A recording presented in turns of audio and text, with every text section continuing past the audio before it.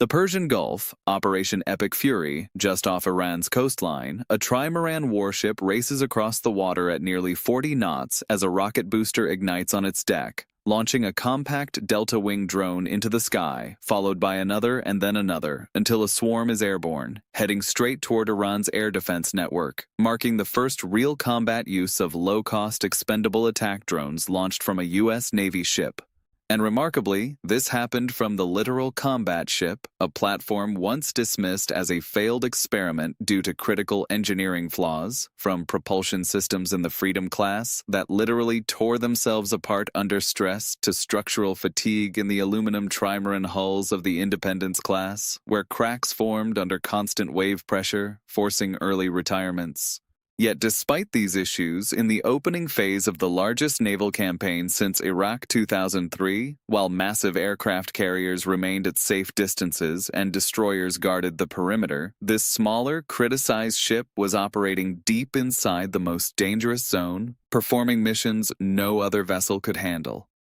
And the reason becomes clear only when you look at the map, specifically the Strait of Hormuz, a narrow passage where global energy supply is funneled through just a few miles of navigable water, a space Iran has spent decades transforming into a layered kill zone filled with mines beneath the surface. Submarines lurking in shallow acoustic clutter, swarms of high-speed attack boats above water, and drones and missiles saturating the skies, all designed around one key advantage: reaction time, where threats at close range arrive faster than advanced defense systems can process and respond.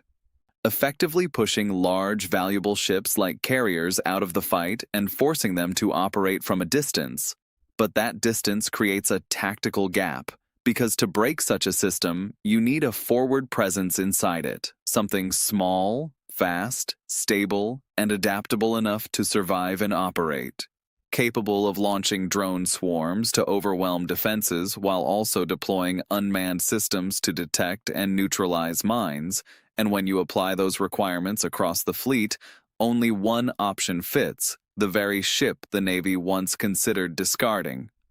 And its survival suddenly makes sense when you reinterpret its flaws as advantages, because the trimaran design, while structurally vulnerable, provides exceptional stability due to its wide stance and high metacentric height, making it ideal for drone launches in rough seas.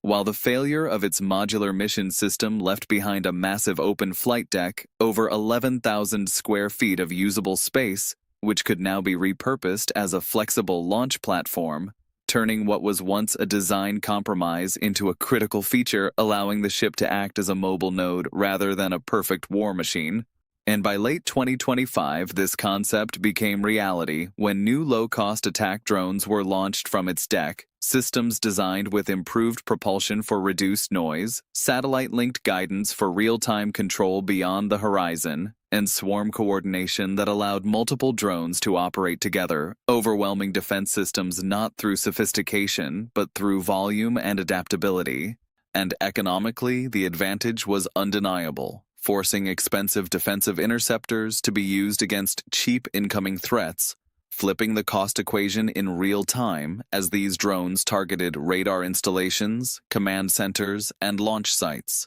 weakening the defensive network and creating openings for follow-up strikes by cruise missiles launched from ships positioned safely behind, while simultaneously other ships of the same class were executing a completely different mission in the same region, deploying unmanned surface vessels, sonar systems, helicopters, and underwater drones to locate and destroy naval mines without putting sailors at risk, replacing older methods that required crews to enter dangerous waters.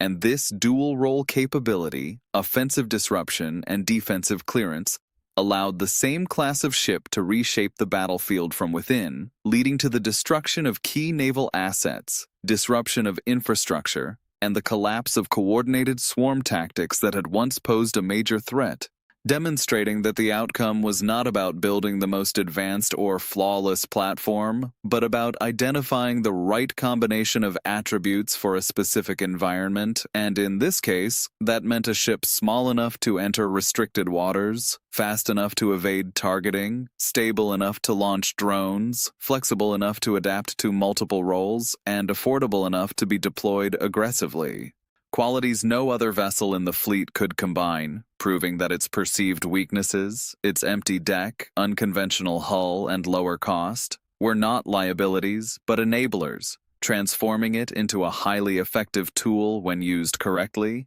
and ultimately revealing a broader shift in modern naval strategy, where success no longer depends on single, all-capable platforms, but on networks of specialized systems working together, distributed, coordinated, and optimized for specific tasks, showing that in modern warfare, perfection is not the goal, precision and adaptability are. And the ship once seen as a mistake turned out to be exactly the solution the equation demanded.